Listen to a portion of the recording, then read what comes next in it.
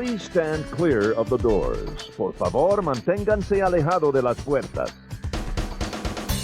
To those guests who've just joined us, welcome. Our next stop is the Magic Kingdom. For those of you standing, please hold on to the handrails throughout our journey and stay clear of the door. Stay clear of the door.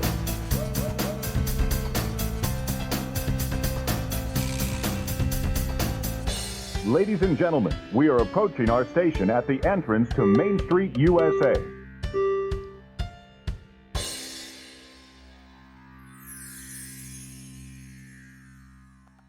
Welcome aboard the Monday Morning Monorail podcast.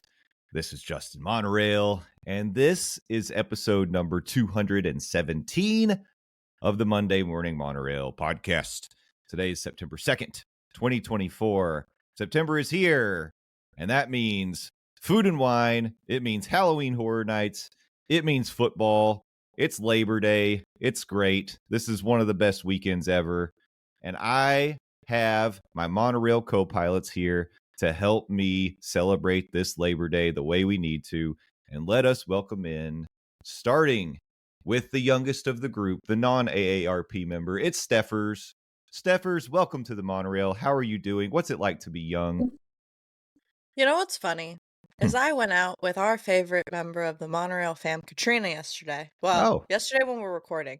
And we had this whole conversation about age, and we didn't get carded when we got drinks at the bar.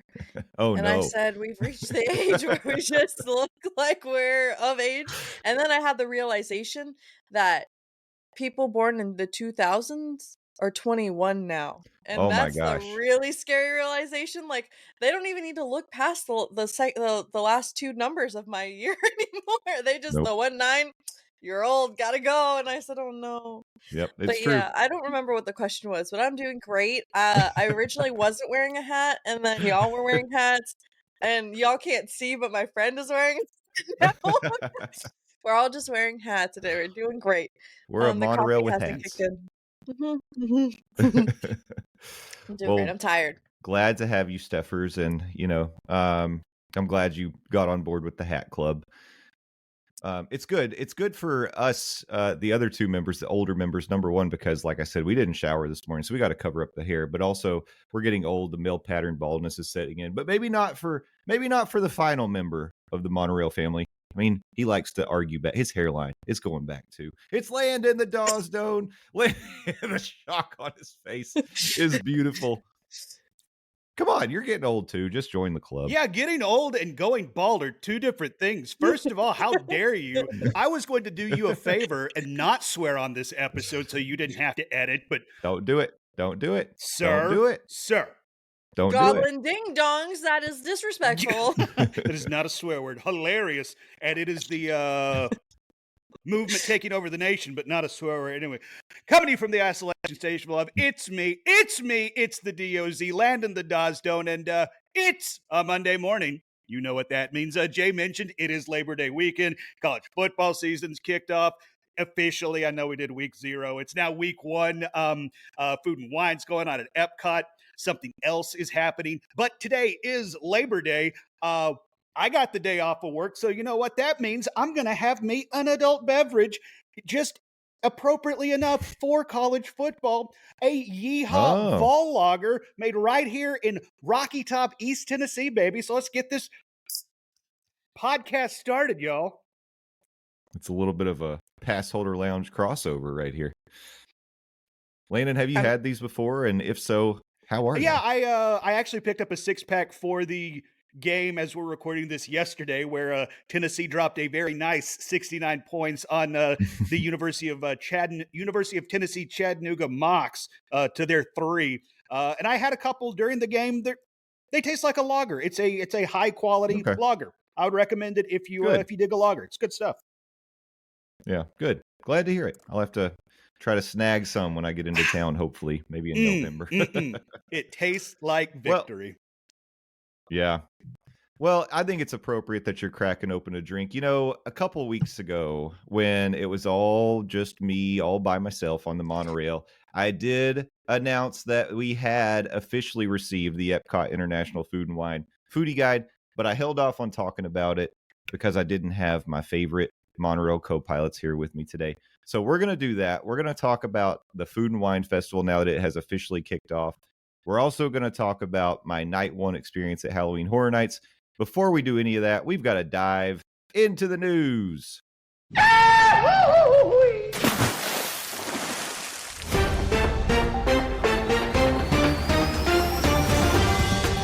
That's right, Dreamers!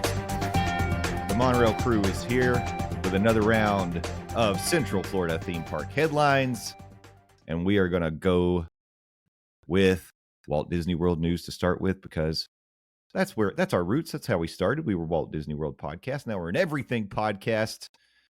But yes, Food and Wine is back. It kicked off officially on August 29th, and it will run through November 23rd of this year. There are there's over 30. I think there's 33 food booths this year, and you can travel the world in a culinary. You ever heard people say culinary? In a culinary way. No, never until today. It's almost like you let your taste buds. that word. Yeah.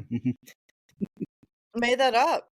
No, there are people who say culinary, just like I say charcuterie versus charcuterie, right? Wait, hold on. So we have Food and Wine, right? And we do have Food and Wine.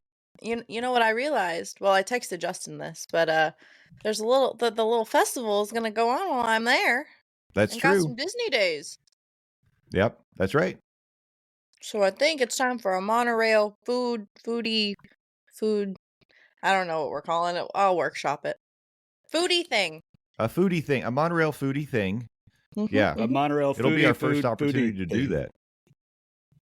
Yeah, we'll figure something out by the time she gets here. We've got a couple weeks, but yeah, we absolutely should do that, and I think we'll probably create a little content that we'll post on the social medias, maybe on the TikTok. Don't tempt me with a good time. Don't tell. That's all I gotta say. We're gonna do it. The Food and Wine is great, of course, at the International Food and Wine Festival, but don't forget, another thing you can enjoy is the Eat to the Beat concert series. As we're going into September, I just thought I might mention some of the acts that you could possibly see, and this is free. It's included. Unlike the Food and Wine, the music is included in your ticket to Epcot. You do have to buy your food and wine separately. But going into September, I mean, this weekend, Labor Day, you're kicking it off right. If you happen to be there today, Monday, you're listening to Sugar Ray. Doesn't get much better than that. Then we've got the Finesse Party Band, September 3rd, 4th, and 5th. Hoobastank, the 6th and the 7th. They got the stank. Yellow Card. Yeah, that's right. I like Hoobastank, like 2 songs. And I saw Yellow Card in concert, actually, here. Well, you could see them again. They're here for my birthday, September 8th and 9th. The 10th, 11th, and 12th, we'll have the Hooligans, September 13th and 14th. Tiffany, I think she lives nearby, and she does this kind of stuff all the time. Mercy Me, September 15th and 16th. Foreigner's Journey, September 17th, 18th, and 19th. Is that like a combo of Foreigner and Journey? I was about to ask, or is that like an 80s like tribute band that focuses in on Foreigner and Journey? Journey, though. Yeah.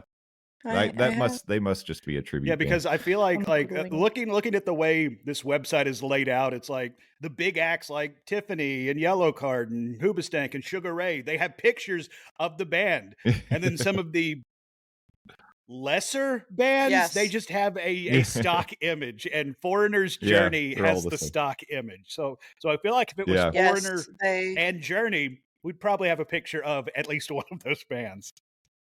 Yeah, it's a tribute to Foreigner and Journey featuring Rudy Cardenas from American Idol. Oh, okay. There you go. All okay. Right. For that, throwback. Bringing in the American Idol name. All right. Sheila E., September 20th and 21st. The Wanted, September 22nd and 23rd. I want to see that. Diane Diaz or Dian Diaz. It might be Diane. I don't know. September 24th, 25th, 26th. Luis Figueroa on the 27th. Ma E. Ricky on September 28th and 29th, and then Jesse and Joy on September 30th. So lots to see, lots to hear, I guess, in September. These concerts. Who's not here? Who's not here? Simple Plan. But you know who I'm seeing tonight? Simple Plan? Yeah. I'm seeing Simple Plan and Avril Lavigne tonight. Amazing. But usually they play Eat to the Beat, and I looked at the other months and they're not even on here. I wonder if Yellow Card and We the Kings like replace them while they're on tour. Yeah. I think that's good. But looking ahead to November, we're finishing strong. Smash Mouth November 15th and 16th, and then 98 Degrees on the 17th and 18th. Wait. Yes. It's going to be 98 degrees in November? Oh, my God. It's Orlando. Yeah, the lead singer. That's Orlando. Never mind. Yeah, the lead. Yes. Okay. They replaced with a new lead vocalist, Zach Good. Okay, I was like, wait. Interesting. And I haven't heard Zach Good, but I'll say this. The lead singer of Smash Mouth that passed away, he had a very distinct voice. Mm-hmm. It'll be odd to hear anybody else sing those songs, for me anyway. Wrong park, too. Disrespectful to the DreamWorks name. Yeah, uh-huh. That's fine. Yeah, it's like, y'all know Shrek ain't here, right? Okay, just so long as you know. And Stephers, you may be disappointed that Paramore isn't here, but on November 10th and 11th, there's Parmalee. So, there's that. That's the same thing, right? Well, I did see Paramore opening up for Taylor Swift, so don't stress. That's an interesting Parmalee team up. Will You say Parmalipa? that's like Dua Lipa doing a concert in Italy. I also believe what is it? Parmalee is a type of cheese you can get on your pizza in the Italian pavilion in Epcot. So, yep, your joke was better than mine. Watch them be like a heavy metal band. Yeah, that would be great. I want to see you open the bin and eat to the beats, baby. 1, 2, 3, 4. Oh, it's an American country music band. Okay, not as. Oh well. So we're not going to see a wall of death at Epcot. Not this time anyway. So maybe next year they'll get like Lamb of God or something. That would be awesome. Those shows happen 3 times a day for those concerts, and they're in the American Gardens Theater. Check your show times. Things can change, and I don't know that bands always do 3 shows, but I think that's the typical schedule. So make sure that you're checking your app, because they'll have the show times in the app, in the My Disney Experience app. But yeah, and usually you don't have to go too early unless it's some of the big names if you want good seating. And I like to cruise through the America Pavilion and just sort of check out a couple songs, like standing behind the crowd. But you could always do they do the dining package where you get preferred seating. So you can always do that too if it's somebody you really want to see. You pay for your meal, like go to a place like I think they probably do it at like Chefs de France and Coral Reef, and some of the, I think you can do it at Garden Grill. Yeah. And then you get preferred seating, so you don't have to line up so early and for the big names. Didn't they start doing like same day preferred seating dining packages for Regal Eagle? Did I make that up? They may. I don't know that you could be right. I'm not sure. But again, the caveat, if I remember correctly, that is same day only on the option for Regal Eagle. Yeah. Maybe that's for the lesser in demand acts or something. Yeah. They do that if they have some extra seating. But might be something to look into, so check that out. But of course, the real headliner at Epcot's Food and Wine is the food and the wine. And like I said, there is no shortage of options. One of the things that I always recommend if you're going to do this is, however much you intend to spend, whatever your budget is, get one of those gift cards when you get to Epcot, because not only is it like a smart way to budget and make sure you don't overspend, because it's very easy to do that once you start going booth to booth, but you also get a nice little keepsake. They have like a stretchy wristband that you get to keep your gift card on, and they have really nice, cute designs on them with Chef Mickey serving up some meals, and Chef Minnie as well. So you can grab one of those. It's a good way to kind of make sure you're being responsible with your spending. But there's so many booths to cover. I didn't necessarily want to go booth to booth, but just as we scroll through here, was there anything that really jumped off the page, Stephers, Landon, that you're like, ooh, I'd want to circle that and try to give that a try as I made my way around World Showcase and World Here's the thing. Oh, go ahead, Stephers. Mac and cheese. We were going to the exact same place. It's the first one on the list. It's new. It's in the Communicore Hall location. They got fancy mac and cheese, y'all. They got your traditional mac and cheese with just panko on it. Then they got cheesesteak mac and cheese with shaved beef, peppers, and onions with breadcrumbs. This is what raised the Daz's eyebrows. Truffle mac and cheese. And then if you want a plant-based option, they have Impossible Chili mac and cheese with sour cream and cheddar. So, but it's like mac and cheese is getting the spotlight, and it's getting a what do the kids say? An upglow. Stephers, do kids still say that? I'm going to take your silence. I don't even want to entertain. No, does it sound like upglow is the correct term? I'm going to go with yes. Like in what world? It is. You need an glow up your nose. Anyway. Glow up your nose. What now? Wait, there's more though. Did y'all? Well, you haven't scrolled down, but I'm scrolling. You could have your truffle mac and cheese with a side of peanut butter and jelly sticky wings. Oh, they're back. Yeah, Justin, we might need to try that actually. Yeah, so you're already at the Brewing lab down there. Well, yeah, like the rest of it, sounds good, but like, it seems like stuff you could get elsewhere. It's like the kielbasa and potato pierogies could be good. Once again in the Communicore Hall. So as an update on the Brewing lab, when this foodie guide first dropped, I expressed some concern because it doesn't mention the Muppets at all. However, now that it's open, it is still the Muppets Brewing lab. And actually on opening day, they had like a photo op where there was a Muppets, like it was like a lab table and you could get your picture. It's already gone. I think people are like climbing on it and messing. So they already removed it. So that photo op is gone. This is why we can't. So thanks for ruining things, everybody. But I am glad that the Muppets have returned to the Brewing lab, and I saw some pretty cool merch for it. That I know if my mom is listening to this, first of all, hi mom. She's going to roll her eyes and probably kick my ass the next time she sees me. Hi mom. There's at least one T-shirt that I'm getting while we're down there that's available in that merch area that I thought was pretty cool, featuring the Muppets for Food and Wine. Yeah, I saw that. I had my eyes on that as well. It looks pretty cool. It's got a nice green, like almost a lab assistant color to it. It's got a pocket on the front, like not a real pocket, but like printed on a faux pocket. So, and then how do we feel about seafood from booths?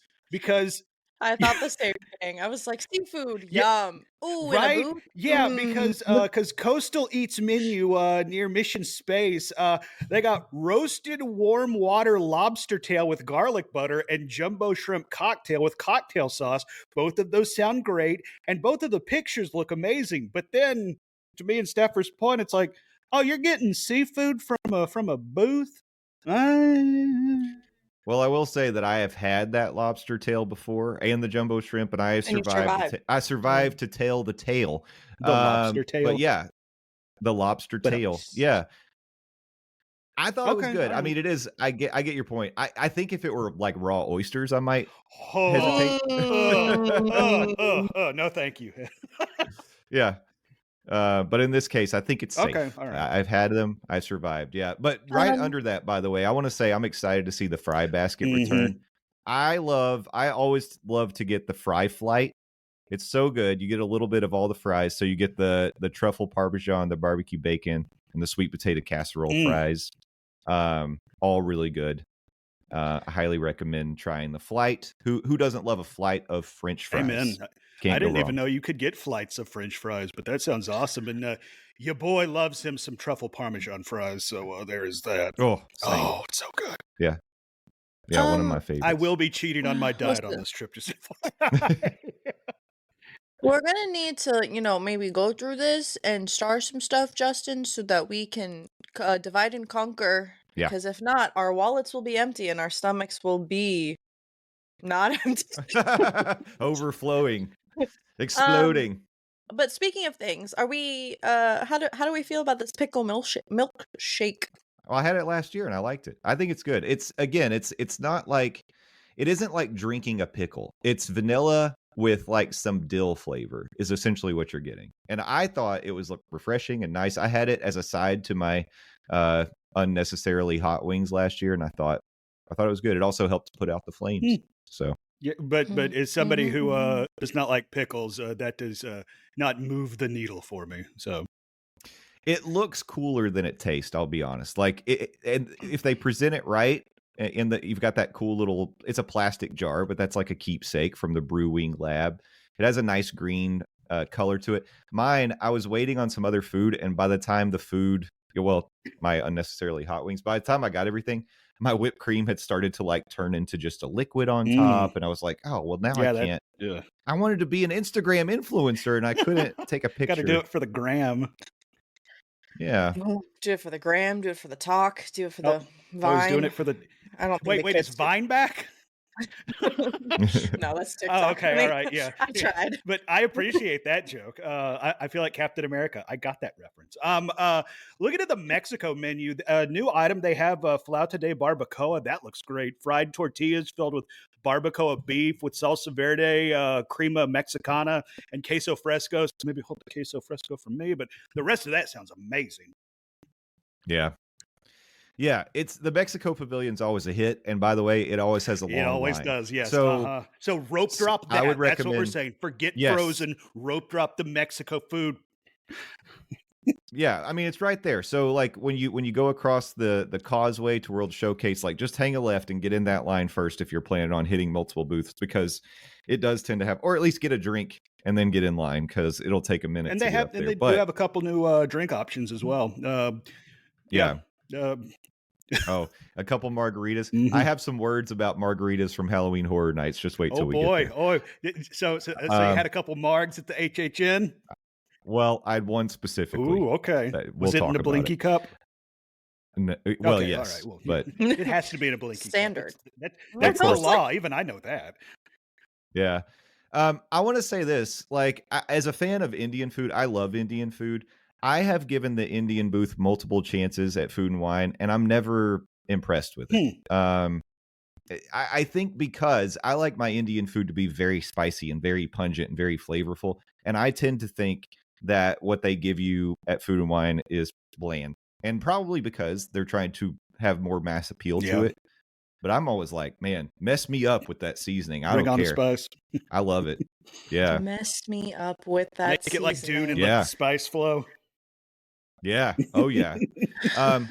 If you haven't done it before, the Alps is back. It's near Germany. You can get that warm raclette cheese that they scrape it. They torch it and then they scrape it on top of like, you can do the one with the Alpine ham, the potatoes, the cornichons and baguette. What are you saying? I don't know, Stephers. Yeah. Or the one with the, it doesn't matter. They also have dark chocolate fondue. Ooh, all that sounds great. Yeah. I recommend there's something that sounds better. What's that? Y'all know how I feel about a funnel cake. They got a tiramisu funnel cake. Oh, yeah. There is legitimately a tiramisu on top of this funnel cake. I didn't know you could do that. You probably shouldn't do that. You probably get some sort of sugar coma from looking at it, smelling it. I don't know. I want it though. So Stephers, you're a sucker for funnel cakes. I am a sucker for like blackened octopus. I love it. I didn't even realize in Spain, speaking of seafood, you can get a food booth. Paella negra, squid ink rice with shrimp, bay scallops, and octopus served with garlic aioli. That's a new item. Wow. I'm circling that 3 times. I'm getting that there 3 times. That sounds going so on good. There. Wow. Well, and yeah, that sounds so going good. Back to something you said or attempted to say, Jay, Spanish charcuterie board is a new item on the Spain menu as well. Yeah. I want to mention Italy real quick because Italy is always another one that sort of disappoints. And I think they've tried to reinvent the Food and Wine booth at Italy multiple times. They did it again this year. All 3 food items are new. Have you all seen people taking pictures or putting it on social media, the Italian style nachos? Yes. I have not. Italian style nachos. So bad. Wow.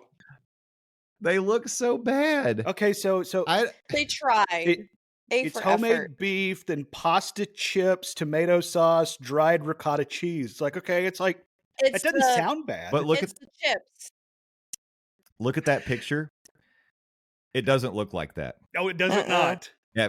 No. No. It will not look like that when you get it. It hasn't. I'll just tell you, it looks very different and not good. Well, then maybe go with the other new option: beef meatballs, rosemary, You ain't gonna catch me at that focaccia, Italian booth. and then pomodoro sauce. I don't know what that is, but apparently it'll look more edible than Italian style nachos. Yeah. Don't do the Italian nachos. Skip that. Instead, go to Japan and try a couple of those new items. Did you see that, Stephers? Yeah, I was thinking we should try that. Yeah, there's a couple things I want there. They've got a It looks Wagyu messy, but tamaki sushi. Why not? Why not? You go to Food and Wine. I have some Tide wipes. We'll be okay. Don't wear a white shirt to Food and Wine because you're gonna get sauce on you. I will. You're I know get I sauced. I'm just gonna wear my leggings with my cute little top and call it a day. That's what I do. Well, I think I'll do that. There you go. Stephers. Perfect. That's a good You plan. should wear a crop top. This is a petition for Justin to wear a crop top. That'll never You could happen. be matchy.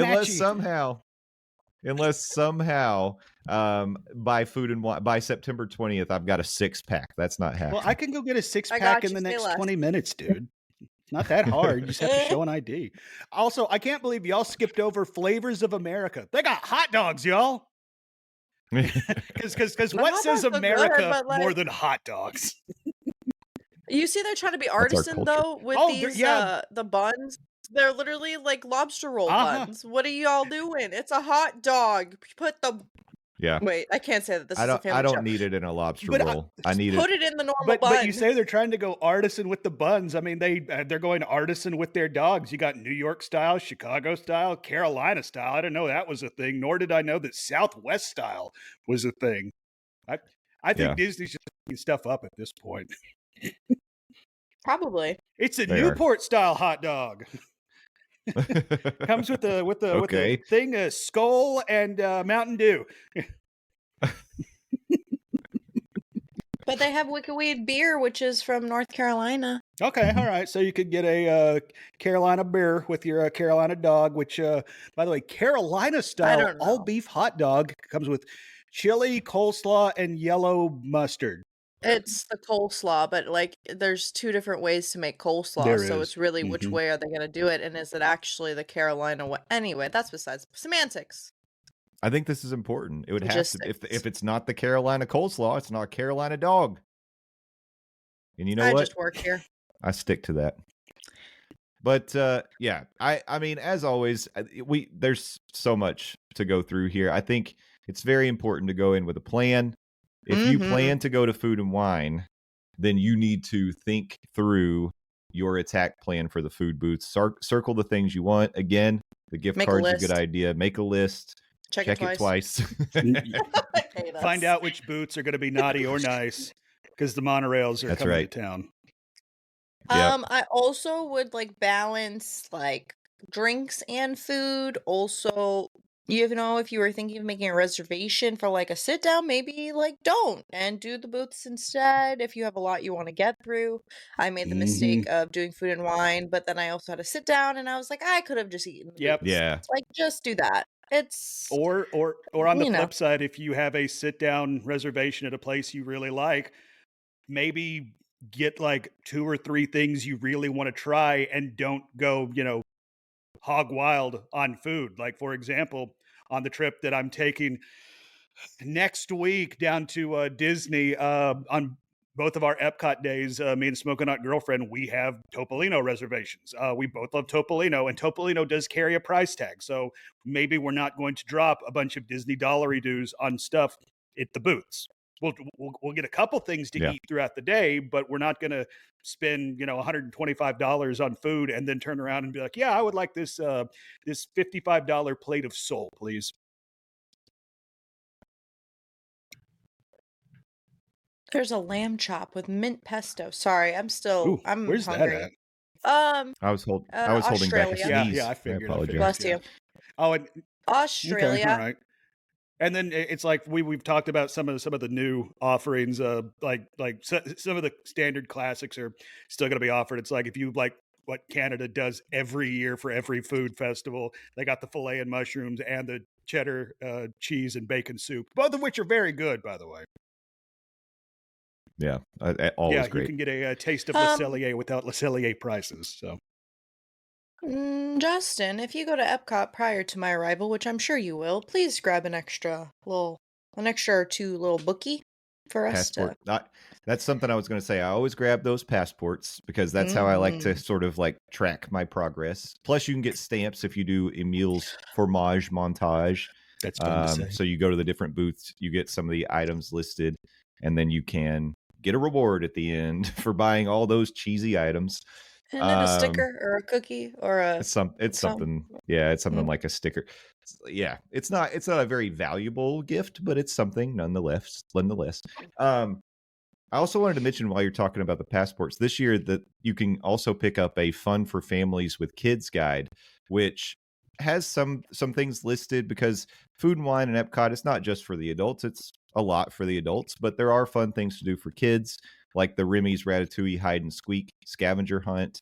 And they also mentioned the Kid Cot stops all through World Showcase. The Fun for Families guide features the DuckTales characters because you can also play that DuckTales game, which is something the kids could do on the phones if they're doing the Play Disney app while you're trying all these various foods and drinks around World Showcase. So, and then it also mentions character greetings and where you can find those characters. So a cool thing that they've added, the map is much more kid friendly, and that would be a nice little keepsake for a Epcot child, I think. I'm excited. Me too. I'm an Epcot. I'm excited for this Hawaiian rice bowl in the Hawaii menu. That looks good. Spam, eggs, sauce, spicy mayonnaise. Yeah, that does sound very, very good. Landon, you mentioned at the top, we've got a couple of these booths that are actually located in Communicore Hall. So I have been very much a wait and see person about Communicore Hall because I give Disney credit for selling it to us as this was going to be a festival center and it was going to be used as like a group space. And everybody lost their minds when Communicore all opened and they were like, really, it looks like a cafeteria. Yeah. Some people say like a college like cafeteria, or just a lobby at like a bus terminal or something. Like it's very blank, very white. Like I didn't think it was going to stay that way. I had hopes that for the festivals, this is when Communicore Hall was really going to shine. Well, it opened up along with Food and Wine this year in its festival style best. And is it possible it looks worse? It's very underwhelming. Yeah, this looks like if you went to community college, you definitely got coffee and chicken tendies out of something very similar to this at one point in your life. Except the chicken tendies here are going to cost you a whole lot more. Yeah. You got a merchandise opportunity. You got a couple of food booths in there. That's where you can get the fancy mac and cheese, and the festival favorites. But the booth is called the Macatizers. Macatizers, yeah. You know what cracks me up the most? What's that? About these images? It's the what are they called? Stanchions? Little it's giving boarding groups 1 to 4 is now boarding flight, whatever. And listen. I understand, like, you can see the food. It's a whole visual thing. It's interchangeable. I understand you're trying to give more and in an organized fashion or something. Listen, I'm trying so hard to like give them. I don't think there's any way to sugarcoat this. It's not good. It's not great. No, not good. And like, what? Okay, and I'm not telling people to do this. This is not recommended. This is actually you're a terrible human if you do this. But like, y'all put the merch in the middle right by the door. What's this like? There's no way they're monitoring this enough where like people can't just swipe stuff at this point. Like, I don't recommend trying it. Mm-mm. Well, no, I don't either. I'm just saying, like, this isn't what I would do. Listen, I'm just like, this wouldn't be where I would put this stuff. Yeah. Like, there's way too much going on in terms of like people trying to get food and people. It's funny you say there's way too much going on, but I look at these pictures like there ain't anything going on. No. This honestly looks what? like if Disney took a crack at designing a DMV. Yeah. Yes. This is a swing and a miss. Dang. They tried. Let's see. It's opportunity to sit down in air conditioning. There is that, and I am pro AC and pro places to sit, and you are near a few booths, so you need somewhere to sit down that isn't a trash can to eat your food, which God knows how many times we've had to eat on trash cans in Epcot around the World Showcase. But yeah, this is But it doesn't look like it's gonna. not great. I don't know. No. I'll walk in there myself and I'll judge it, but like it doesn't seem like enough. Like other than like the decor. Now I'm picturing you walking in there, Stephers, with your arm crossed and just judging. Just judging the whole place, shaking your head, frown on your face, and then walking I out. was trying to be devil's advocate here, and y'all were like, "This ain't ish." No, because I have defended it up until this point, and I will no longer defend it. Yeah, you defended it so much to the point that you thought other blogs and social media influencers were subtweeting you this week. Well, because specifically Blog Mickey, which we use a lot of their articles, and we're fans of blogmickey.com. But I had retweeted the one where they said Communicore Hall had shut down to get ready for Food and Wine. I quote tweeted it, and I said, I can't wait for it to reopen. I'm really hoping that when it does, people see why they made this space, and it's like, oh, okay, now I get it. And then I made the, butter figment joke. But when they posted their article on Twitter about what it looks like now, they were sort of like, it was in the vein of, what happened, all you wait and see people? Like, this is what it is. I was like, all right. Well, you know what they should have done? Which I'm surprised they didn't. Well, there are a lot of things they could have done. Yes. Maybe I should stop talking, actually. I was gonna say, like, why didn't they put like a mural on the like this wall? Yeah, to the right? They do anything? There's no atmosphere in there at all. That's the biggest problem. It's literally like white tile, white surfaces, white wall. You know what they should put in here? They should put a Halloween Horror Nights house in this building. This looks like something they set up for temporary merchandise while they're doing construction on a more permanent structure. You know what it looks like? This is the biggest indictment I can give it. It looks like a backstage area. Yeah. That's what it looks like. Hot take, but I'm... Yeah. So anyway, sorry. You know what, guys? I'm sure it'll look better for the next festival. Wait and see. Just wait and see. Festival of the Arts. Yeah. Oh well. I'm a big fan. Like I've been very pro like the World Celebration Gardens and everything they've been doing. Although I really hope they figure out how to fix the lights, the light up ground. Because it's sad that that's not working anymore. But yeah, I can't. Anyway, there's one good thing I can say about Epcot to round this out, and that is Epcot's Forces of Nature acrobatic show is extended into 2024. I'm just proud of that. 25. It's going to be extended at least into March 25. And keep Epcot weird. I think that's cool. Yep.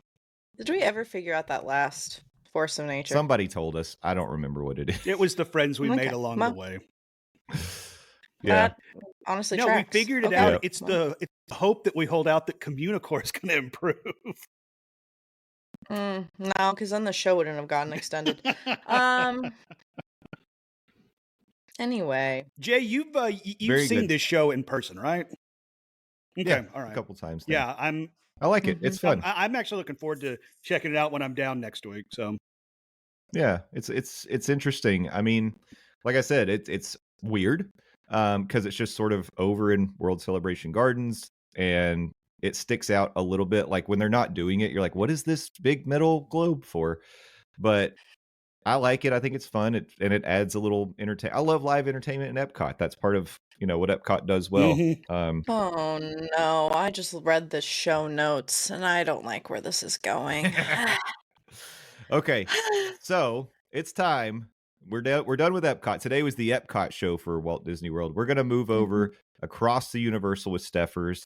Before I get into my night one of Halloween Horror Nights thoughts, Landon, you popped an article in here for us And can you tell me why you added this to the list? What are we talking about here? Yeah, earlier this year, Universal debuted a new parade in the Mega Movie Float or Mega Movie Parade, giving love to some of their more popular Universal movies throughout the years. And one of the highlights when we talked about it, even though I haven't seen it, I've only seen it on social and through YouTube videos, was the Jurassic Park parts of it, or rather part of it with the T-Rex puppet at the end. This week, they added a new Jurassic Park float, this time featuring a velociraptor enclosure where the raptors have quote unquote broken out, and it features a couple of velociraptor puppets as they move and look around at the audience and quote unquote interact as much as a puppet on a parade float can. And then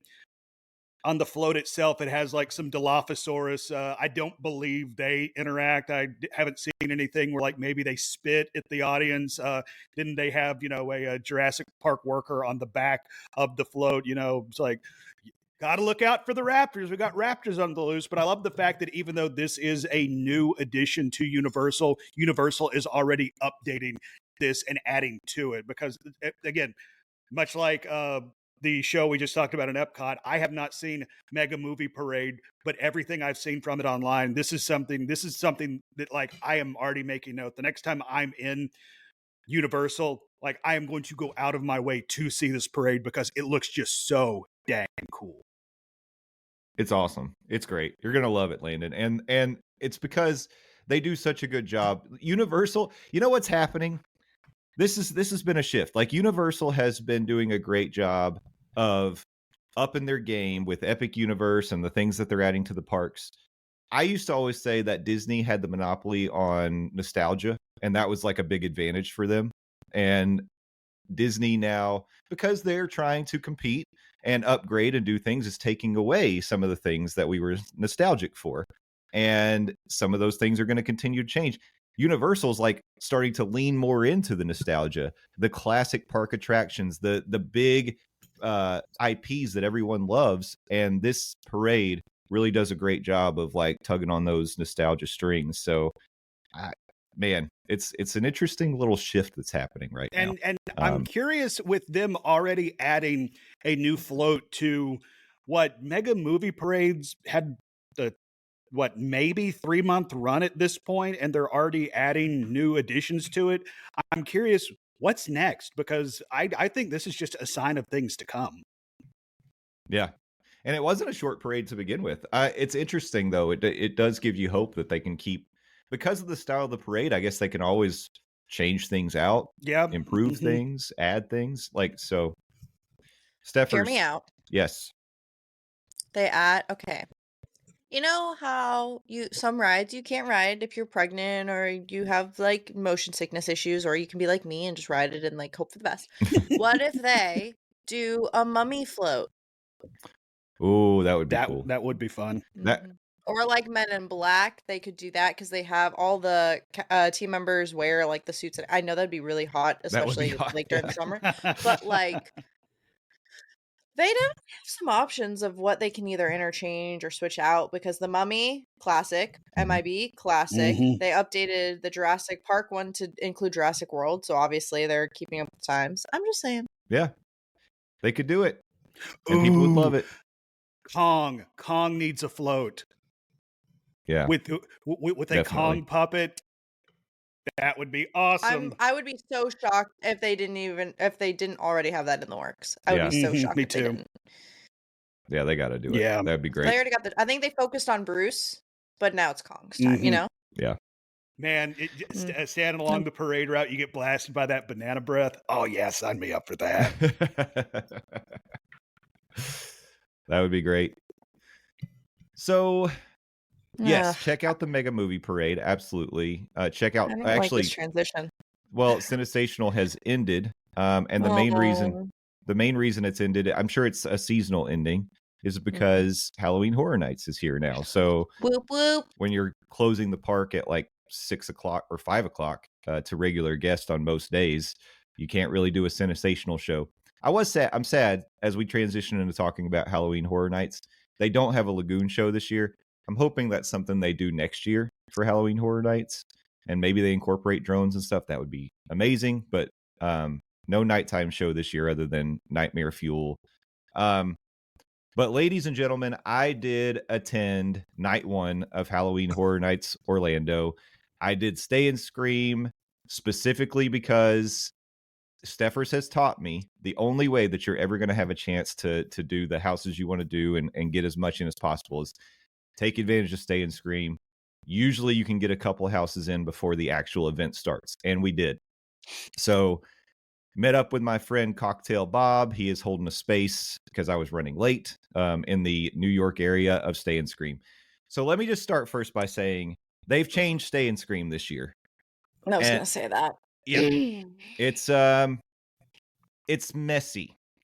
It needs to be adjusted or addressed in some way, because in the past, the last couple of years since I've been going, the New York area of Stay and Scream, you would check in over by Louis, and then the section was basically all the way up to like the Mummy and Finnegan's, and it was sort of like an open. You could walk around, you could get drinks.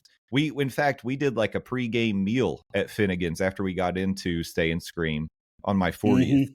And then we noticed people were starting to get lined up because they opened up the lines a little bit early, and we proceeded to pick the house we wanted to do, because usually in the New York area there's like 2 options for a house. This year there's 3. In the New York Stay and Scream, you can go to Insidious, Ghostbusters, and A Quiet Place. The way that it works is you have to scan in to New York at Minions Cafe, and by the time I got there, it was 4:00. The line just to scan in to Stay and Scream was wrapped all the way around to like the Hello Kitty store, like past Villain Con, all the way around, like towards the Bourne Stunt Spectacular. Damn. So yeah, so I had to get in that line. Luckily, it moved pretty well. We got up to scan in, but then once you're in there, you have to immediately get in a line. And there's one line for Insidious and Ghostbusters, and then one line for A Quiet Place. Wait, say that again. There's one line for 2 houses, and then one line for another. Yes. So if you were doing, like, we wanted to do Insidious first because I heard it's the scariest house. I was like, I want to do it first. I'm going to get it. Just jump deep into the pool in the cold water. Get me in that scary house first, and then we'll be off to the races. So Bob was holding a space for us in the Insidious and Ghostbusters line. Was able to get to where he was at. Now, people were, if you had somebody with you in line, they had created the metal gates so you could kind of weave through and get to the is it 57 Fair? There's a little booth right there where you can buy drinks and some snacks and stuff. Not Halloween Horror Nights themed, but just the stuff. It sells like pizza and beers. So we grabbed a couple beers. We got in line. It's extremely hot. There's no shade right there. No shade. So what is it? Animal Kingdom? If you're going to do Stay and Scream, extremely hot, no shade. We had heard the Insidious house opens at 5:15, and then I think Ghostbusters opens at 5:15 as well, and then Quiet Place I think was 5:30. But we were in this combined line. When they opened it up to let us get in line, the combined line split into 2. This was like at 5:00. The combined line split into 2, and you picked either Ghostbusters or Insidious. So we went Insidious. We were like the 50th people in line. It was pretty cool. We were way up front. And so we ran the house. And then once we were out, the way it worked in the past was, as soon as the houses were running, you exit from the first house you did, you could immediately hop in the line for the other house and do that one.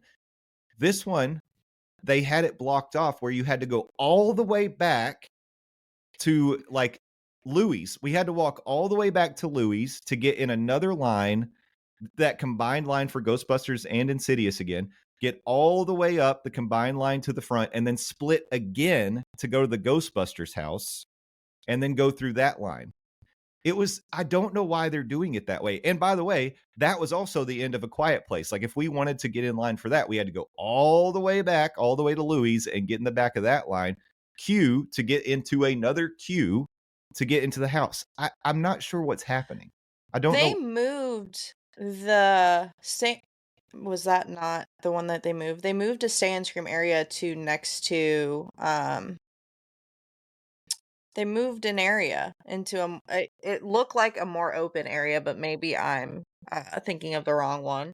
Was it still that street? Yeah, like the Finnegans, Louise, Mummy. Like, so once we got out of the first line and went to get back into the line to do Ghostbusters, that's the area we went to, but everything was still lined up. Interesting. Yeah. And the only way you knew what line you were getting in, they had team members at the end of the lines holding signs that said, this is the end of A Quiet Place. This is the end of Ghostbusters and Insidious. And we were confused because it also sort of like switched back and forth in that torture fair open area. So like, we didn't know if we were in the right line for a long time. And then at a certain point, they say, okay, everybody, there's no line. Fill in all the available space. We end up like walking past people who were way ahead of us because they wouldn't do the fill in the space thing. Like it was chaos. Literally, it was chaos. It didn't make sense. I think I want to say I think y'all were test dummies because I don't think long term that would work, especially if the house is let out at the same. Like, I know years past there are houses that like end up in the same spot, but you like broke off. Like, I don't know how else to describe it, but like there was an ability to kind of break off and do your own thing. I don't think having to walk back and forth did it. And then again, it also like in terms of Stay and Scream, it depends on what time that was. So like if they're still funneling people from Stay and Scream, like what was it to not cross path? Unclear why you had to walk all that way. It doesn't That make doesn't sense. quite make sense. And most people that were over there were like, we don't know what's happening. We don't know what line we're in. We don't know if we're in the right place. Like it was not good. I'm just saying. And maybe it was. Maybe this was night one, but again, they did do the team member preview. They've done but team member previews screen. don't. I know, but the other thing is they've done this event. This is the 33rd time they've done this event. Correct. But each devil's advocate here, but also I'm validating you. Team member previews aren't they're run the same, but they're not run the same. So like I don't think the perfection of it all is going to be there. Also, Premium Scream Night. Did you see the crowds of Premium Scream Night? I don't think anybody went. Nobody was there. Like, oh my God! I don't think that that's a fair judge. I know. We should have won. I did watch those videos and I was like, we messed up. We should have done that. We should have done that. Because all the food was included. All the food booths were not alcohol, but all the food was included. People were waiting 10 minutes all night to get in the houses. There was no line. There were no line for any house. Wow. And they were pulsing groups. So you weren't in a conga line. You were with your party going through the house. Like it would, when they said it was a premium scream, they meant it. They killed it. People loved it.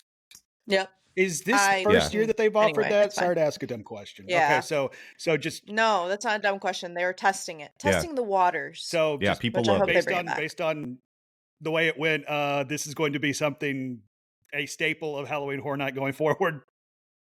I hope so. Well, but I don't know if they made enough money to bring it back. Well, number one was they didn't even sell it out.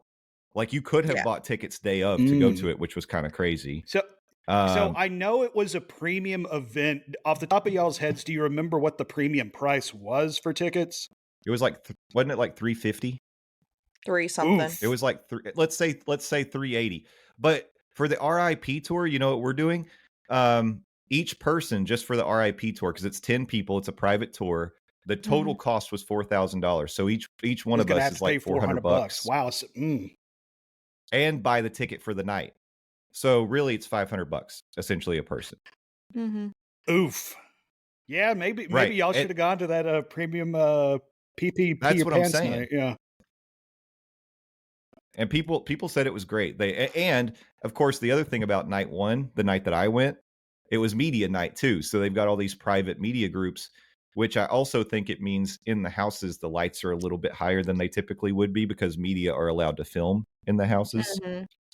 So it's good and bad. Like I like to see things in the houses, but it's also a little less scary if it's lit up. So I want to ask a question on your experience getting in and out of the Insidious / Ghostbuster line. Not to blow up your story, but there's houses that you went in multiple times. So you went in later in the night. Did your experience getting in that line the second time? Was it better? Was it worse? Or was it the same as when you got in it the first time, right when you scanned in, going to that first house? Yeah, once the event actually opened up, they cleared out all of the pre-queuing to queue stuff. So then you were just going in the line. But I will say it was a busy night. The lines got like, especially once it got to 10, 11 o'clock, everything was over an hour to wait. Oof. Some of them 90 minutes, some of them, yeah, it was long. So we weren't, and since we're doing the private RIP, we weren't like intent on trying to do everything. It just so happened that we were in the right place at the right time near the end of the night where we were able to knock out a couple real quick without waiting very long. And then also there was a group that we joined for a little bit who had disability passes, and they were like, hey, you can come with us. We've got a couple spots on our, and that's why we were able to do Insidious twice. Okay, all right. Because well, I was when you said like later in the night it was 60, 90-minute waits, and looking at the houses you were able to run, it's impressive y'all were able to cover that. But okay, that might explain how you just said that's how you got it in Insidious twice. So okay, all right. Yeah. So anyway, it's so weird because it used to be, I'm nostalgic for last year. The Finnegan's New York area Stay and Scream was just so nice because it was like, it was chill. Yeah, it would get crowded and people would sort of bunch up in places. But once they opened the queues, there's plenty of room in the queues for the Stay and Scream. I don't really understand the pre-queue to queue because you're just gumming up the general walkway areas. The only thing I can figure is maybe they were just trying to make it fair. So like if someone got in the Stay and Scream at like 4:45, they would get a chance to get into a house at least once before someone went twice, if that makes sense. Maybe that's what they were trying to do. I don't know. I really don't know. But anyway, it is what it is. Maybe it'll get better, and maybe some of the other areas work better. I just and like I said, we before 5 o'clock or 6, before 6, we were able to do Insidious and Ghostbusters before the event officially started. So that was good, even with all the chaos. So if you listen to our Pass Holder Lounge show, we did our hype list rating, and when we speculated on what was going to be the scariest house, and this was before anyone, like the team member preview, any of that stuff. They were saying Insidious after those events, Premium Scream and the team member, that it was like one of the scarier houses that's been at Halloween Horror Nights in a while. So I had it all hyped up in my head. I'm like, this is going to, like, I did a bathroom break before I went in there. I had a beer before I went in there. I was like, and I was trying to make light of it. There were a couple cool guys that were standing in front of us. We were chatting with them. They were really nice. And we were just joking around, having a good time. And one of those guys was also like me. He was like, dude, I'm terrified. This is going to scare the crap out of me. I'm like, all right, I'm not alone. And so, I will say this. I think I'm either getting a little bit, not desensitized, but I'm able to manage it better. At least my, going through the house, like my expectations, fear, like knowing how to do it, or I overhyped it a little bit in terms of scary. It's scary. It is scary. There are very creepy moments in that house. It is packed full of jump scares and lots of scare actors, and there's stuff coming at you from above, below, like all over the place. One particular thing, and you'll hear people talk about this, there's a one stretch of the house called people are calling it the corridor of curtains, and it's all these red velvet curtains. No. You have to go through some of them, but no. you don't necessarily know, are you going through the right ones? Are there monsters coming out of what? No, sir. Yeah. It's intense. How do you not run into a scare actor? Yeah. Well, the only way for me, I just followed. I tried to stay where I could see the person in front of me, the direction they were going. And otherwise, I think if I wwere first, I would have gone in there and not known, like, where do I go? What do I do? You're just not like, I need an adult. That's not. Wait, so that's not like you know how, okay, if you've never been to Halloween Horror Nights, in the houses, they do have team members with that direct you, like these poor people, they have like earbuds in, and they're like directing you to go. They didn't have that in that section? Not in that section. No. No, thank you. Mm-mm-mm. I know we're gonna do it, so I'm saying no, thank you. But like, I'm doing it. And I think there's two mannequin rooms in that house. Oh no! Where like the room is packed full with That sounds okay. So years and years past, I know we're talking about this year, but like years and years past, there was a house. I want to say it was the Asylum in Wonderland house, but it could have been another one. It was baby, man. It was baby statues in the house, but then there was like a big baby. Anyway, a big baby. Fine. Set design amazing, sound design amazing. It was like it's very very good, and I like the first Insidious movie is the only one I've seen, and I like that movie.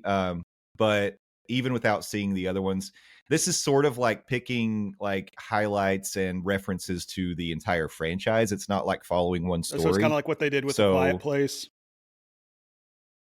Yeah, I think so. Because they said that The Quiet Place house is a combination of 1 and 2. Yeah. But this is even more so like, I don't know that there's necessarily story points. It's more like, hey, remember this happened? Remember this thing? Oh, so it's a member berries house. Yeah. I remember. You get to listen to Tiptoe Through the Tulips in one of the rooms. It's good. Second house, Ghostbusters Frozen Empire. One of my favorite houses I've ever done from I love this franchise and I felt like I was in the movie perspective. It was so good. There's so many highlights in that house. Yeah, there's a couple decent like scares, but it's that house I didn't think was very scary at all. It was mostly just really fun. And like one of the things I really like is when there are scare actors that are in the room, but you almost can interact with them because they're playing out like a scene that's happening in the room. And in that house, there's a couple of those like moments where I was like rooting, like when I see one of the Ghostbusters, I'm like, get him, come on, let's get him, and like I get into that. So that was a good time. Highly recommend if you're a fan of Ghostbusters, you're going to like it. And there's one very, very impressive monster that you get to see in that house. Plus, oh my God, without spoiling it, in the middle of the house, you get like the Ghostbusters facade of their like firehouse. Yeah, I saw that on social. It looks so cool. It is so good. It's so good. Yeah. Loved it. Slaughter Cinema 2. Ran it twice. Hold on. Yeah. Hold on. If it's going to be a negative review, Justin. Oh, I'm not being negative. She said your full name. Okay, you're in trouble. No. I know. I'm not being negative. All I was going to say is I think I was well prepared for that house going in, knowing it was going to be like, hey, before you go in, they've got like a setup of a drive-in and they're showing clips from movies. And it's like, oh, here's the stuff you're going to see in the house. And then you walk in, it's like you're entering a cinema. Each one of the rooms is essentially one of the movie posters that you've walked into, basically. Oh, that's cute. And Landon, one of them you would love. There is a giant shark room and there's a puppet. The biggest shark puppet I've ever seen comes out at you like, like cool. Right at you. Yeah, it's huge and it's very, very cool. I'm gonna have to look up a video of that because my fat ass is not going to this event. Yeah, there's full house runs posted now because of the media night. Yep. But Stephers, I want to tell you because I don't want to spoil anything about the houses. Even though this house I don't think is scary, it's really more fun and there's some like funny, silly stuff in there. Got me like one of the worst scares I had of the night was in this house.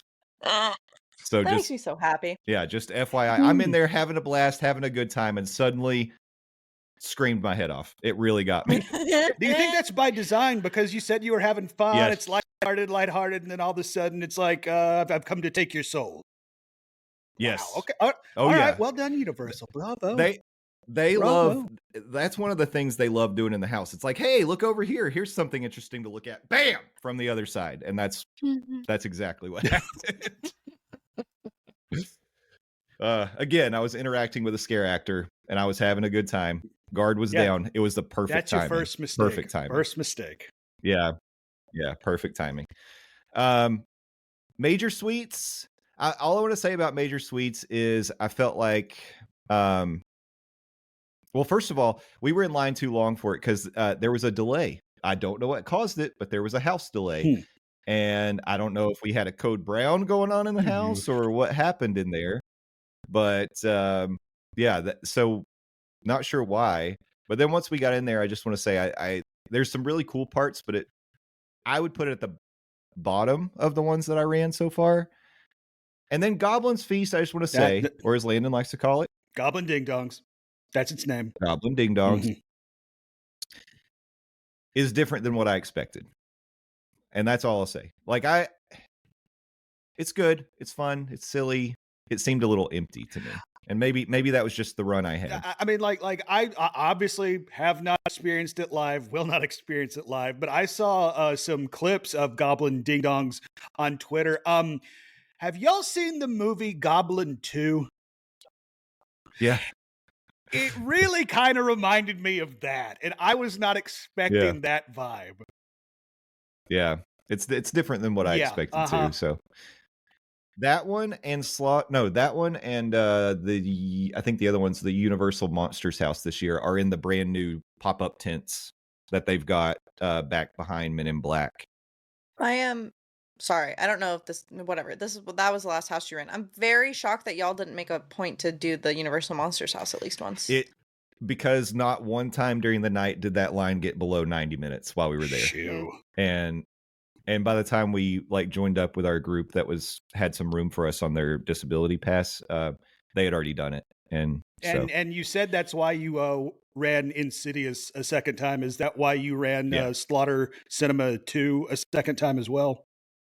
No, that was because we met another random person and we were just talking to them and they hadn't done it and the line was 10 minutes. Oh, okay. At the end All right. of the night. Yeah. So it's well, we're here. Might as well. I get that. Yeah. Yeah. So we went one more time and it was fun. I wanted to go back in that one because, like I said, it's a good fun house. So far, I would rate them. I would definitely say Insidious is the scariest. Ghostbusters was the most fun for me. Slaughter Cinema, it may be in that order that I've got it right there. 1, 2, 3, 4, 5. In that order. And for those of you who are listening and can't see it, that would be Insidious 1, Ghostbusters 2, Slaughter Cinema 2, 3. Yeah, that makes sense. Major Suites 4, and then Goblin Ding Dong 5. Yeah, I think so. But again, some of these houses, it's so based on your timing, like the run that you get. Did you get to see all the special effects? Did you get to see the good scares and stuff? And sometimes you don't. So I'm always willing to give these houses another shot because sometimes some of the actors are missing and it makes a big difference. For scare zones, it's really funny. We totally didn't do Demon Queens or the Choose Your Fate surreal versus Sinister scare zones because since we did Stay and Scream, we were already in the heart of the park, and until it was over because we closed it down. We never even went that direction. So we totally missed those two Scream zones.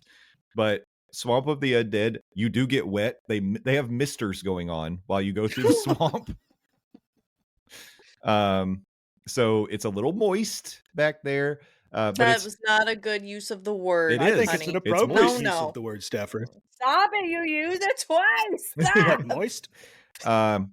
Yep, it's moist.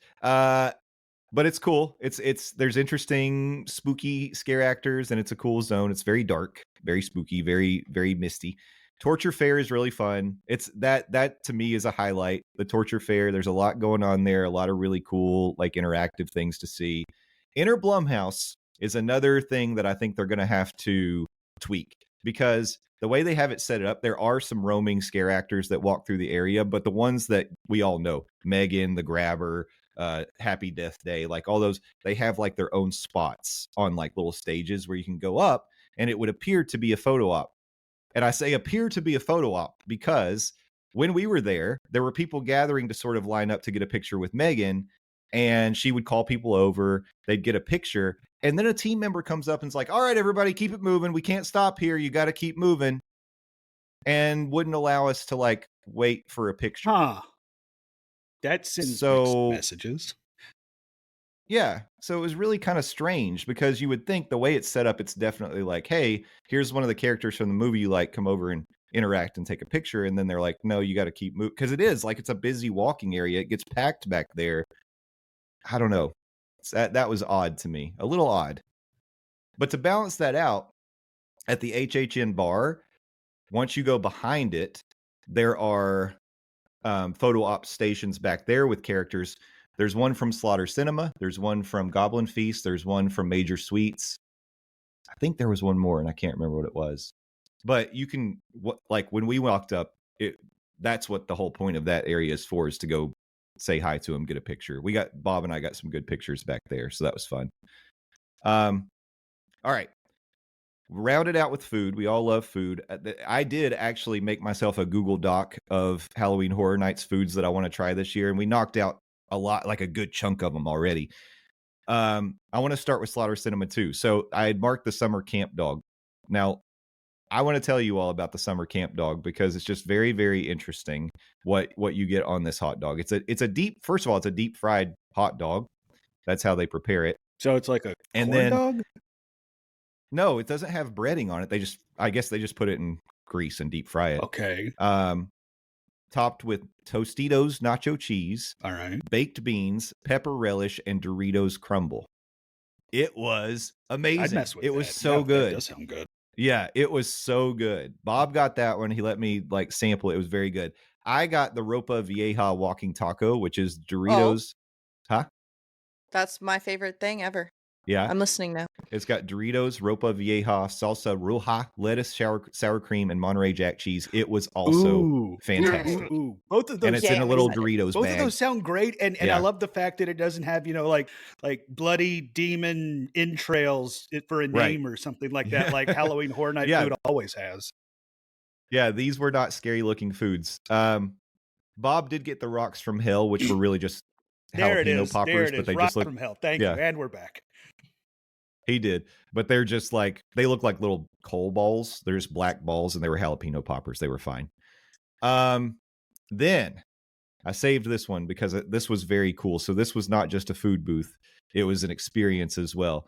Quiet Place, the food booth. So this is set up in that alleyway where so you order your food at one end and then you walk into the alley and you have to like pick up your drinks in one place and your food another. Stephers, you might be familiar with what I'm talking about. It's the Sting Alley in New York.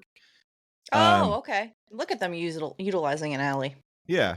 So I really wanted to try both the corn chowder and the baked beans. So we got them both. The corn chowder had creamy stew with shrimp, corn, and vegetables. Fantastic. It was so good. Does sound good. The Millbrook's baked beans was a cooked baked beans with mashed potatoes, cheddar cheese, and a cornbread muffin. Ooh. So I can't say anything bad. I got the baked beans. I can't say anything bad about it. I thought it was exactly what it is. Baked beans, mashed potatoes, cheddar cheese, and cornbread. It's sort of like a bland thing to eat, but it's like comfort food. It was good. I didn't expect much from the corn chowder, and I was blown away with how good it was. Like, that was a highlight for me that night. It was amazing. So, but what I wanted to say about it. So you order your food and then you go into the alley.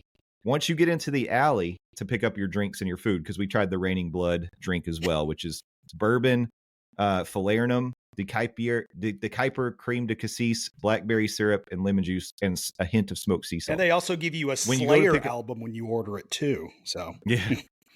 When you go to pick it up, everyone that's working those booths only speaks in sign language. Like, it's totally silent in the alley. Huh. Because they're doing the Quiet Place thing. That makes sense. I know sign language. Look at me go. So we walked up to get our drinks and they were asking to see our IDs and I didn't know what was happening. I was like, what? Because he's just signing. And then I was like, oh, IDs. And he was like, he shook his head and then he was like, shh. She said, what? So I'm sure someone did. Yeah, but that was I really liked. I hope they stick to that because I could see guests being like, it's so frustrating. I don't know what they're saying back there. I hope people don't. Kind of like what happened to think they could have Galaxy's Edge. Yeah. Well, I think a team member could be at the start of the alley and say, make sure you have your IDs ready or something. Yeah, that would help. Like if you're getting a drink, have your ID out. Yeah, but otherwise, I think it's very cool. They're very quiet. And I like that they're doing that with the whole theme of the alley. That's awesome. Now, finally, the low light of the night. We went to the HHN bar and we tried the Quick to Die margarita. And we picked this one because both Bob and I are fans of espresso martinis. Who's not? and we're both fans of margaritas. Well, this is sort of a crossover of a margarita and a espresso martini. Imagine getting a margarita and getting espresso in it. No, thank you. That sounds terrible. Why Yeah, would that's you a know? choice you made? Well, let me just tell you, it's It's disgusting. bad. Don't Yeah. get I it. could have told It's you very that. gross. Ugh. It's gross. It's to the point where I was finding people who wanted to try it, like friends, not strangers, but I was like, hey, you got to try this. It's disgusting. And we all agreed. We were all in agreement. It was gross. Well, I know I can understand why they call it the quick to die margarita, because once you take a sip, you are praying for the sweet release of death quickly. I know. If I hadn't, luckily it was a refill in my Blinky cup. If I hadn't paid $13.50 for that drink, I probably would have been dumping it somewhere. Ugh. But I was like, we got to drink this thing. And boy, did I not enjoy it. Oh, good news though. You can this year get Lacto Cooler. It's not at the food booths as much as it was last year, but when you find like the individual carts, almost all of those have Lacto Cooler. The other thing, and Stephers, you sent this to me and I didn't try it. It's like a canned HHN cocktail. It was like cranberry vodka. Yeah, I just thought it would be cool for us to get so we have like a collectible can, because I Yeah. don't think they've ever done that before. I've never seen it before either. Interesting. So I didn't get one that night, but yeah, I'd like to Yeah, try I'd that be as interested well. to see how it is, because my experiences with canned cocktails, I'm not even going to say they're hit or miss. They're mostly miss. So Yeah, they're not always very good. And Landon, you'll be happy to know Dufftoberfest is back, of course. yay! Yeah, I like me So, some Ducktober. That's what we've knocked out so far. Excited to go back. I think next weekend, my friend Andre from Thrills and Magic will be in town, and I'm going to meet up with him and run a few more houses, try a few more foods. I hear that the Slimer dog is really good, surprisingly, like really, really good. So I want to try that corn dog, and we'll see. I'll try a couple other things as well, and I will report back right here on the Monday Morning Monorail podcast. Oh, and speaking of like meeting people and running into friends, I do want to give a shout out. We met a vlogger, a creator. We sat at the table with them while we were enjoying our Quiet Place food. His name was his channel is Average Joe Florida on YouTube. Shout out to you, Average Joe Florida. Thanks for hanging out. It was a good time. Good to meet you. And super nice guy. And he's got some good content out there. So go check out. He's doing the full report on Halloween Horror Very Nights. cool. Average Joe, you are my favorite member of the Monorail fam. Okay, so Jay, you've knocked out half of the houses in your first night? Yep. Of the 5 that you have not gotten to, what is your most anticipated? Oh, definitely Universal Monsters. Eternal Bloodlines. Yeah. I'm dying to get in there. Yeah, dude, that's clever. A Halloween joke. What is your least anticipated? I'm pretty excited about all these. So this really isn't a knock on it. It's really just my interest level. Triplets of Terror, I think, is maybe my least, but people are saying that they love that house, and so I'm hoping it's a pleasant surprise. Okay. Very cool. All right. So it just wasn't something that piqued my interest, but I hear it's very like 70s, 80s slasher film-esque. And I'm into that. Well, that's what we talked about when we were previewing it. It gave all 3 of us Texas Chainsaw Massacre vibe. So yeah. I will say this, just I don't know if this is a spoiler or not. I don't think it is, because I'm not going to tell you where it is or what it is, but Insidious, there's a quad scare. So 4 scare actors all at once. Super duper. Thanks, Universal. Seek therapy. And maybe Jesus. Yeah. Good stuff. But that is my night 1 experience. I'll be going back next weekend and I'll report more. And until then, you can follow along on all the social medias at Morning Monorail, Justin_Monorail as well. I'll post stuff on there. Check it out. But we have other things that you need to follow and watch for. Stephers, tell us about your stuff. You still podcasting? Yeah. Yes, I'm currently podcasting right now. Oh, yeah, that's true. Good point. Oh yeah, Adventures with Stephers. Doing that. You're listening to this the day after. Well, I'm sure I'll post something else. But I'm going to see Avril Lavigne and Simple Plan in concert tonight, so I'll post some stuff on that. Sippin' and Bitchin', we probably will have an episode this week. Part 2 of our very probably long series. We also are hosting a book giveaway on Instagram. So go check that out and win some books. If you're a reader, who wouldn't want to win some books? Does this book have pictures that you're giving away? Just the cover. Ah, damn, I'm out. Okay, all right. Yeah. Mm-hmm. Yeah. Sorry. So check out Sippin' and Bitchin'. Follow Adventures with Stephers on all the things. Landon, what have you got going on? You can follow me on Twitter, LANDOZ. Please go follow me, Landon Doan. I'm the best, Landon Doan, not the rest. That's where you can follow me, 280 characters at a time. I also inexplicably still run a website, buttmunchchips.com, buttmunchchips. Sit on your butt and munch. But in lieu of that, I invite you to visit the morningmonorail.com, where you can get information on Living with the Landon, which takes place on April 1st, 2025, where I, Landon Doan, am turning 40 years old and to celebrate the milestone that is that birthday. I'm heading down to Epcot, and I'm going to be marathon riding Living with the Land. And in doing so, I'm going to be getting donations from you, the lovely listener, for Second Harvest Food Bank of East Tennessee, a charity here in East Tennessee that helps feed food challenged people in over 18 counties in the East Tennessee area. And any money raised during Living with the Landon is earmarked for the Food for Kids program. We also have merchandise where you can any money raised past cost of making the merchandise, we're talking t-shirts, hoodies, mugs, other stuff, will go directly to Second Harvest Food Bank. You can head to the website. We got a link to that. Or if you want to go to bonfire.com and search Living with the Landon, all that merch will pop up. We got a page for that as well. I've actually ordered my own merchandise. So yeah, I'm not too proud to say I've bought my own merchandise. So I got a t-shirt, a hoodie, and a coffee mug on the way to the Lando condo. And we'll probably be rocking said t-shirt for Living with the Landon on April 1st, 2025. And I look forward to y'all coming along for the ride, maybe in person or at least virtually.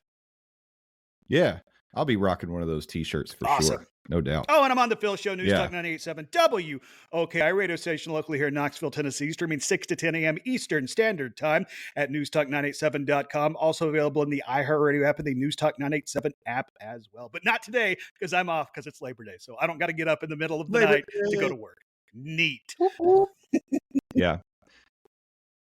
So what we need to do, I'm thinking about this Living with the Landon thing, and I was thinking maybe what we do is we could create on the website, on the Morning Monorail website, if people want to do it anonymously, fine. But what we could do is like do a sign up sheet for people to let us know what they want to say is their per lap sponsorship amount, like per ride sponsorship amount. So if they could send us a message. This is an old fashioned way of doing it. You remember when you were in school and you'd go knock on the doors of people and you'd say, hey, I'm doing this marathon or this, relay race, and I'm looking for sponsors, and they'd sign up on your little sign up sheet and write $1 or something. Like maybe we set something up like that. People can give us we'll know who it is, but if they want like a display name, or if they want to do a shout out or something, we could put it on the website and then show their sponsorship. I love that idea. That would be great. That would be perfect. Yeah, let's if we can figure out how to pull that off, let's do it. I'll work on that. Perfect. This week. But get out there, do the thing, follow us, and come along and help us raise money for the kids, for them kids. Which, by the way, September is Hunger Action Awareness Month. So even more so of a reason to donate. If you're not going to donate to Second Harvest Food Bank of East Tennessee, I guarantee you there is an equivalent organization in your area that vastly needs your money to help food challenged people in your backyard. 1 in 7 people, at least in East Tennessee, are food challenged. 1 in 7. That's way too many. Way damn too many, y'all. Yeah, we got to help them. So we're going to try. And thank you, Landon, for putting all this together. And I thank all of you for joining us here today. Thanks for being part of the Monday Morning Monorail family. We love you so much. Make sure you subscribe on YouTube, Monday Morning Monorail Podcast. You can see our lovely faces. If you follow our TikTok, you can see Stephers and I rank our Disney movies, and she's beating me in views. Everybody, her video's doing much better. But yeah, you can do that. You can follow us on Twitter, all the things. But even if you just hang out with us here every Monday on the Monday Morning Monorail podcast, we love you for doing that. Until we talk next time, thank a team member, thank a cast member, thank a scare actor, be excellent to each other, and party on, dudes. We'll see you next time. Bye-bye. Okay, bye-bye.